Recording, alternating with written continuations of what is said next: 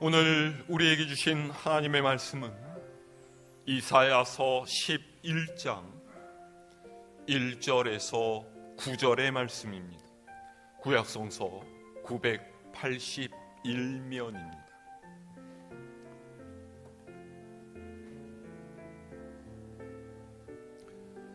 봉독하겠습니다.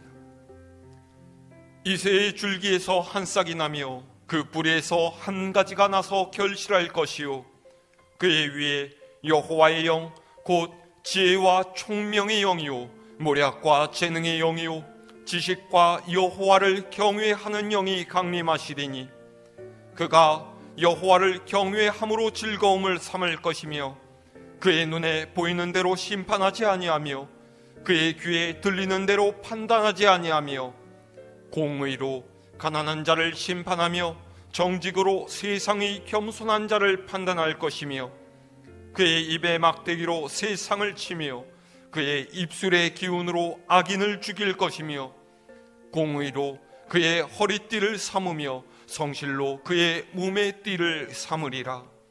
그때에 이리가 어린 양과 함께 살며 표범이 어린 염소와 함께 누우며 송아지와 어린 사자와 살찐 짐승이 함께 있어 어린 아이에게 끌리며 암소와 곰이 함께 먹으며 그것들의 새끼가 함께 엎드리며 사자가 소처럼 풀을 먹을 것이며 젖 먹는 아이가 독사의 구멍에서 장난하며 젖된 어린아이가 독사의 굴에 손을 넣을 것이라.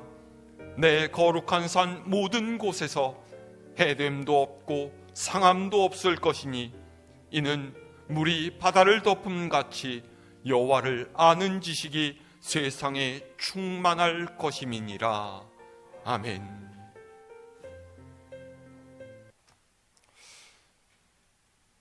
오늘은 대림절 네 번째 주일이자 성탄 전날 크리스마스 이브입니다. 여러분, 크리스마스 하면 떠오르는 단어 무엇입니까? 사랑, 기쁨, 행복, 평안, 따뜻함, 안락함, 이런 말들 아니겠습니까? 그렇습니다. 대부분 우리는 성탄을 그런 이미지로 기억합니다. 오늘과 내일 많은 이들이 가족과 함께 또 사랑하는 이와 함께 크리스마스를 맞이할 생각으로 설렙니다. 그동안 집을 떠나 있던 자녀들도 크리스마스에는 부모님이 계신 집을 방문하고 좋은 식당을 찾아가거나 혹은 집에서 만든 맛있는 음식을 함께 나누면서 즐거운 한때를 보내려고 합니다. 해마다 성탄 전날이면 가게들은 대목이라 눈코 뜰 새 없이 바쁘죠.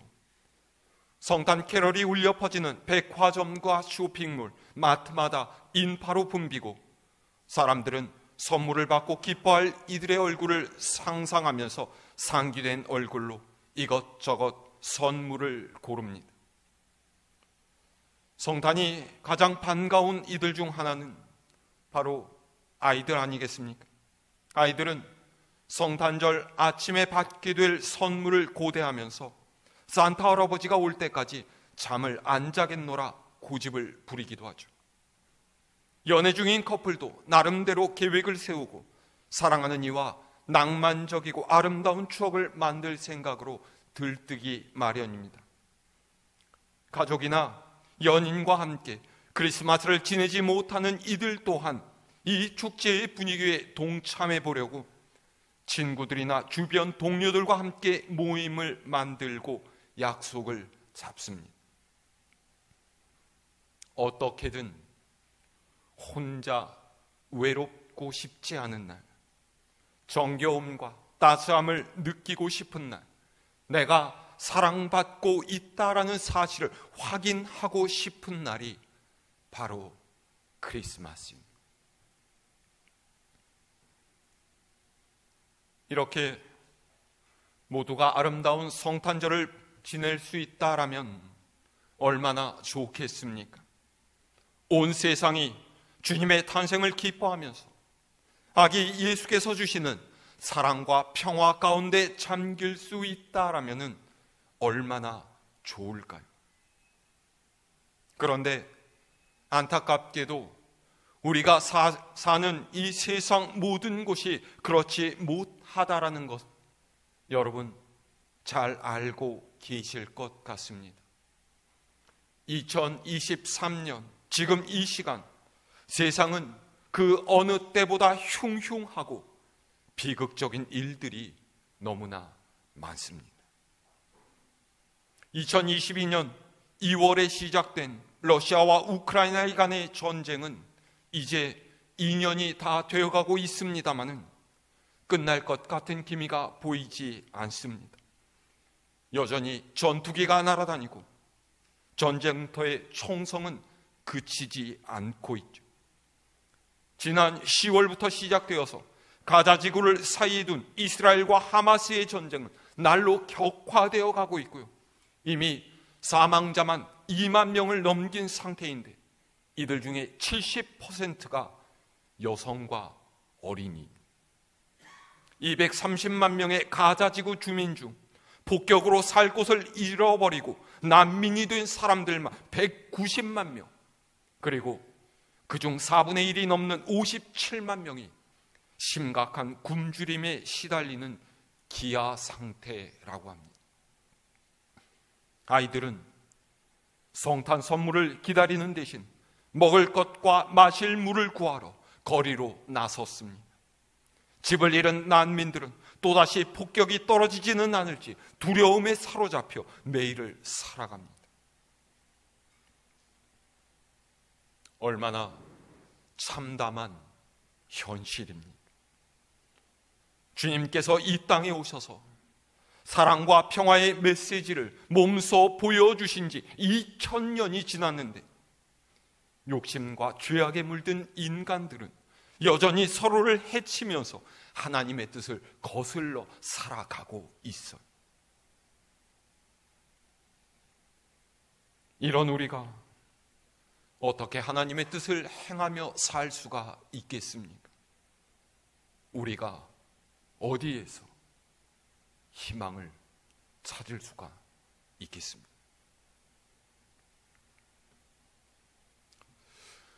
오늘 우리가 읽은 성경 말씀을 전한 이사야 선지자 때에도 상황은 혹독했습니다. 중동 전역을 호령하던 아수르가 북이스라엘을 침략하기 위해서 군대를 진격시키고 있었고요. 신흥제국 바벨론도 그 세력을 점차 확장해 가고 있던 때였죠. 주변 나라들은 서로 눈치를 보면서 살아남기 위해서 힘을 합친다, 동맹을 맺는다, 불안에 떨고 있었습니다. 남유다 또한 예외가 아니었죠. 유다는 애굽의 도움을 요청했습니다.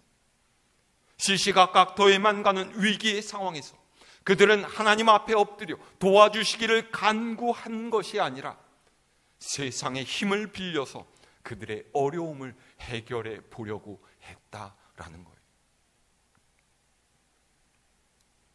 정치적인 상황만 어려웠던 것이 아닙니다. 유다는 내부적으로도 썩어가고 있었어요. 왕과 귀족들은 이방 종교에 빠져 있었고 육신의 쾌락을 쫓아 살았습니다. 하나님의 말씀을 전하고 바른 예배를 드리기에 힘써야 할 제사장들조차 마찬가지였죠. 이들이 하나님을 아예 배척했던 것이 아닙니다. 하나님을 섬긴다라고 했지만 그들의 제사, 그들이 드리는 예물은 그저 형식적인 것에 불과해서 거칠의 뿐이었다라는 거죠. 하나님께 제사하면서도 다른 한편으로는 이방 신들에게 제사했습니다. 지도자들이 이런데 백성들이야 오죽했겠습니까? 강한 자가 약한 자를 핍박하고 부자가 가난한 자들을 수탈하고 거짓과 불의가 판을 치고 억울한 일을 당하는 이들이 기댈 곳 없는 이런 암울한 상황 속에서 이사야 선지자는 남유다 백성 모두에게 회개를 요구했습니다. 너희가 진정 의지해야 될 분이 누구냐? 너희가 소망을 두어야 할 곳이 어디이냐? 우상을 버리고 악하고 거짓된 삶에서 돌아서라. 너희의 죄를 눈물로 회개하고 이제는 온전하게 하나님만을 섬기면서 살아야 한다. 그렇지 않으면 처참하게 망하게 될 것이다.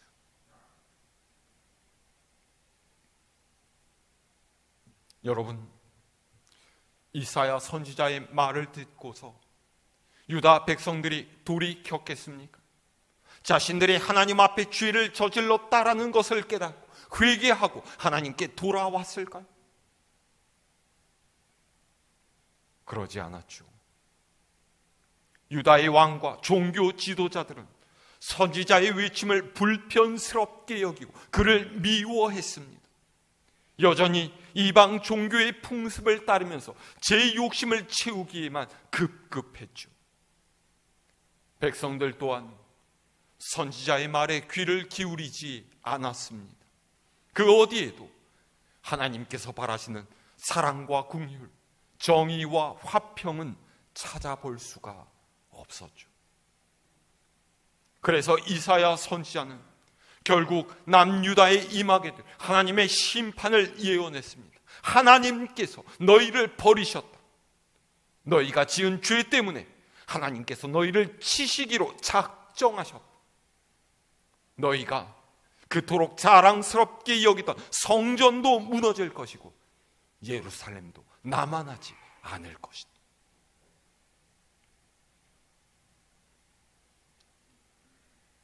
얼마나 아찔합니까?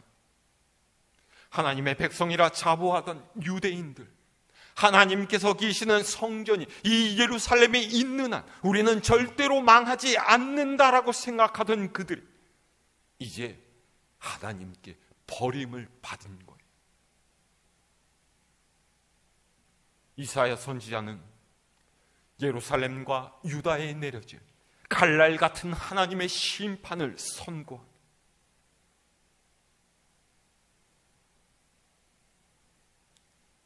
이것으로 끝입니까?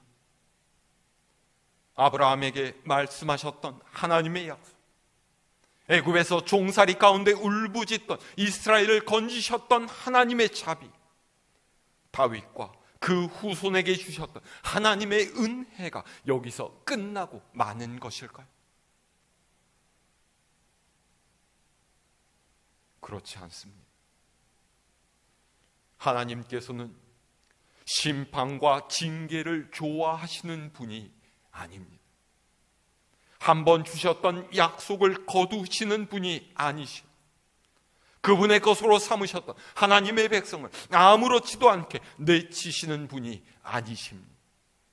하나님께서는 이사야 선지자를 통해서 더 크고 놀라운 하나님의 은총을 약속하십니다. 그것이 바로 이 땅에 오실 구원자 메시아에 관한 예언, 오늘 우리가 읽었던 말씀이에요. 자, 우리 오늘 말씀 1절에서 2절을 다시 함께 읽어볼까요? 1절로 2절의 말씀입니다. 시작.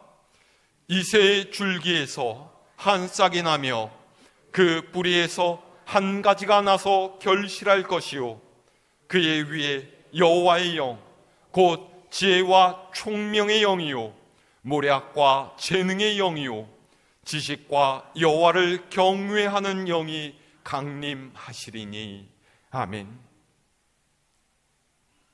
유다를 통치하고 있는 이들은 다윗의 혈통을 이어받은 그의 후손들입니다. 그런데 이사야 선지자는 앞으로 오실 왕이 다윗의 후손이라고 이야기하고 있지 않습니다. 그는 이새의 줄기를 이야기하고 있어요. 무슨 뜻입니까? 하나님의 뜻대로 다스릴 왕은 세상 권력을 쥐고 있는 왕에게서 나오는 것이 아니라는 말이에요.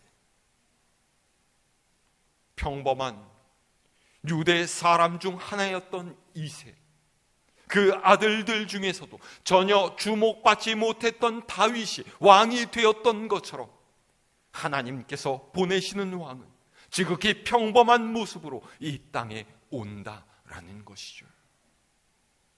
보십시오.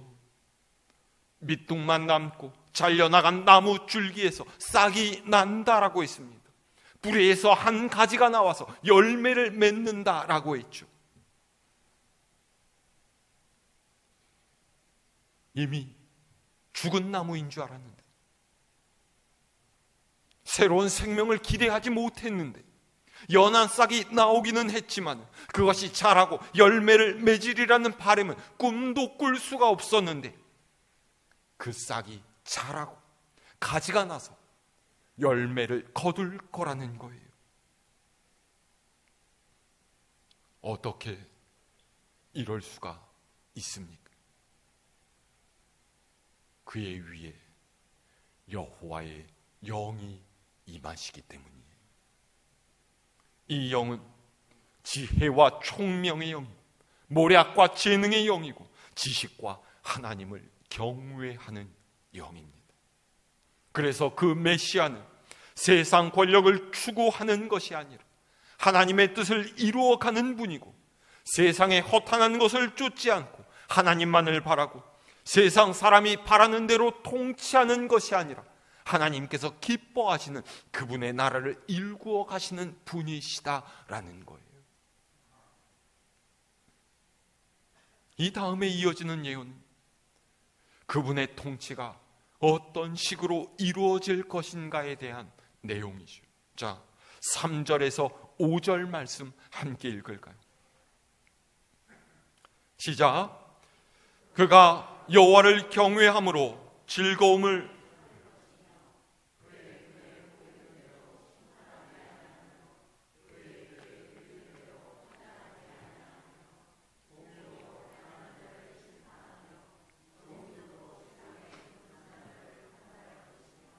그의 입에 막대기로 세상을 치며 그의 입술의 기운으로 악인을 죽일 것이며 공의로 그의 허리띠를 삼으며 성실로 그의 몸의 띠를 삼으리라. 아멘.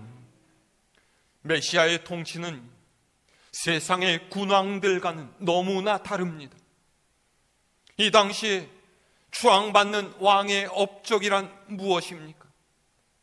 강한 군대를 이끌고 다른 나라와 싸워 이겨서 나라의 영토를 넓히고 경제를 부흥시켜서 다른 나라가 부러워할 정도로 잘 살도록 하는 거예요.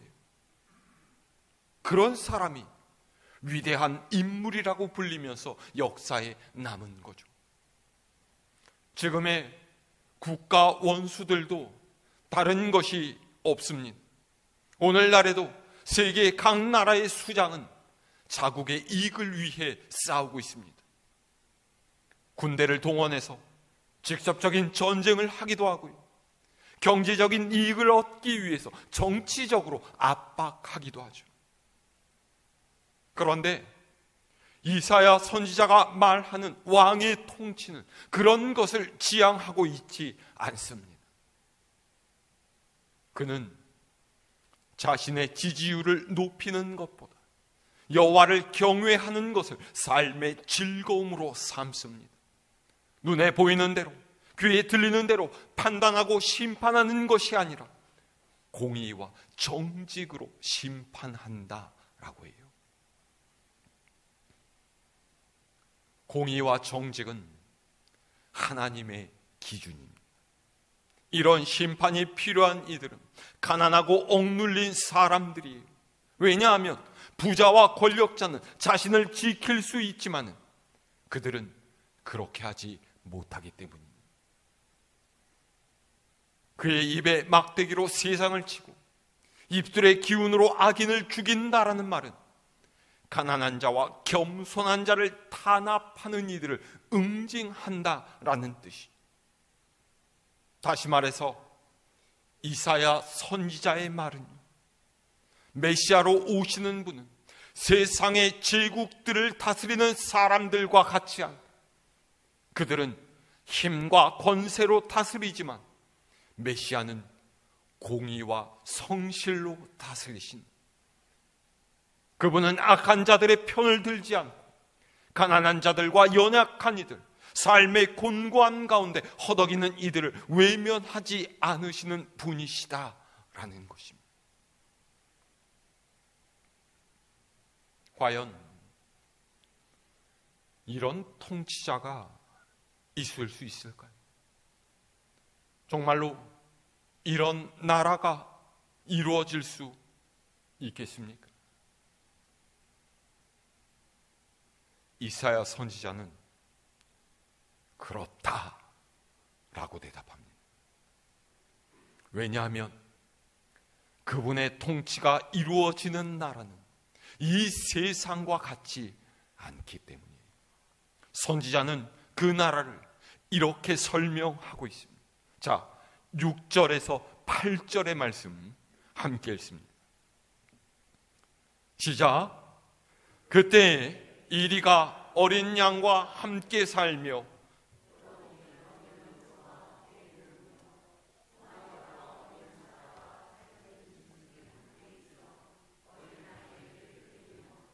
암소와 곰이 함께 먹으며 그것들의 새끼가 함께 엎드리며 사자가 소처럼 풀을 먹을 것이며 젖 먹는 아이가 독사의 구멍에서 장난하며 젖된 어린아이가 독사의 굴에 손을 넣을 것이라. 아멘. 그 나라가 어떤 나라라고요? 한마디로 완벽한 평화가 이루어진 나라입니다. 더는 다른 존재를 해치거나 잡아먹는 일이 일어나지 않습니다. 분노와 두려움이 없고 해코지를 당할까봐 눈치를 보지 않아도 됩니다. 잘난 척하거나 남을 깔보는 일도 없고 누군가의 위에 올라서려고 하는 욕심도 없는 세상이. 여러분, 오늘날과 한번 비교해 보시기 바랍니다. 현대인들은 늘 긴장과 갈등 속에서 살아가고 있습니다. 발전된 문명의 혜택을 누리면서 산다라고 하지만 그 속에서 인간은 늘 고독을 지워내기 위해서 몸부림칩니다. 기술이 발전하는 만큼 자연은 죽어갑니다. 사람들의 생활이 편해질수록 이기심과 욕망은 점점 더 늘어만 갑니다. 손에 들어오는 것이 많아질수록 우리는 더 큰 스트레스와 짜증을 감당해야만 하죠. 이것이 우리가 살고 있는 세상의 현실입니다. 그러면 이리와 어린 양이 함께 살고 사자가 소처럼 풀을 먹게 되리라는 이사야 선지자의 예언, 과연 꿈 같은 이야기일 뿐입니까? 절대로 이루어질 수 없는 동화 같은 상상에 불과한 것일까요?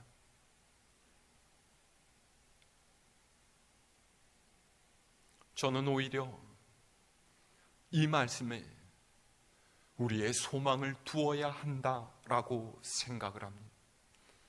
사람으로서는 절대로 이룰 수 없는 일을 하시는 하나님께서 이루시겠다 하신 약속이기 때문이에요. 우리에게는 가능하지 않지만 하나님께는 가능한 역사입니다. 하나님께서는 절대로 빈말을 하지 않으시는 분이시기 때문에 여러분, 이 사실을 믿으십니까? 이리와 어린 양이 함께 사는 평화를 조금 더 구체적으로 실감하려면요, 지금 가장 여러분의 마음에 못마땅한 이가 누구인지 한번 생각해 보십시오. 도저히 이 사람이랑은 뭘 함께 할 수가 없다. 다른 사람은 몰라도 이 사람만은 안 되겠다. 그런 분이 있습니까? 누구예요? 가족입니까? 아니면 이 자리에 함께 앉아있는 교인입니까? 아무도 없어요? 그럴 리가요. 한 명쯤은 있을 텐데. 우리나라와 북한이 절대 하나가 될 수 없다라고 하는 이도 있습니다. 전쟁을 하고 있는 러시아와 우크라이나는 평생 원수로 지내야만 할까요? 이스라엘과 하마스는 절대로 화해할 수가 없겠습니까? 그렇지 않습니다. 하나님께서 손대시면 우리의 해묵은 원한도, 미움도, 증오도 눈 녹듯이 사라질 수가 있습니다. 그런데 여기서 문제는요, 누구나 나는 올바르니까 상대가 변해야 한다라고 생각한다라는 거예요. 상대가 나를 맞춰주어야만 나도 잘해줄 수 있다라는 것이죠. 그런데 양쪽이 다 그렇게 생각하니까 어떻게 화해가 이루어질 수가 있겠습니까? 옳고 그름을 따지는 것은 평화를 이루는 데 도움이 되는 것이 아닙니다. 옳고 그름의 기준은 사람마다 다 다르기 때문이에요. 그러면 무엇으로 기준을 삼아야 합니까? 자, 9절 말씀을 함께 있습니다. 시작. 내 거룩한 산 모든 곳에서 해됨도 없고 상함도 없을 것이니 이는 물이 바다를 덮음 같이 여호와를 아는 지식이 세상에 충만할 것임이니라. 아멘. 메시아가 다스리는 그 나라는 해를 끼치는 일도 없고 상함도 없습니다. 왜입니까? 여호와 하나님을 아는 지식이 세상에 충만하기 때문이에요. 여호와를 아는 지식이란 무엇입니까? 우리의 생명은 하나님의 것이요, 온 세상은 그분이 지으신 것이고 하나님께서 이 세상의 진정한 통치자이시며 역사의 주관자시다라는 것입니다. 이 사실을 아는 사람이 진짜 그리스도인입니다. 생명이 무엇보다 귀한 것임을 알고 하나님의 뜻에 합당하게 살아가려고 애쓰는 사람, 옳고 그름을 따지기보다 서로의 약함을 덮어주고 감싸주고 품어내는 이가 하나님께서 이루실 나라에서 살아가는 사람 아니겠습니까?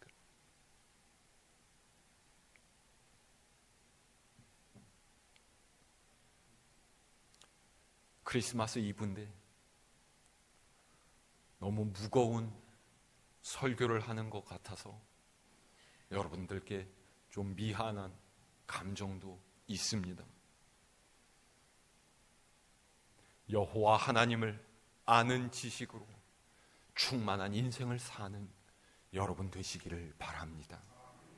지식에 그치지 않고 우리의 삶으로 실천될 수 있기를 바랍니다. 내일은 이 땅에 오신 예수님의 탄생을 기뻐하고 축하하는 성탄일입니다. 사랑하는 이들과 함께 즐겁고 행복한 크리스마스 이브를 지내시고 그 누구보다도 사랑과 평화가 필요한 이들을 위해서 기도해 주시기를 바랍니다. 평화의 왕이신 우리 주님께서 주시는 은혜가 이 한 주간 여러분 모두에게 충만하게 임하시기를 우리 주님의 이름으로 축원합니다.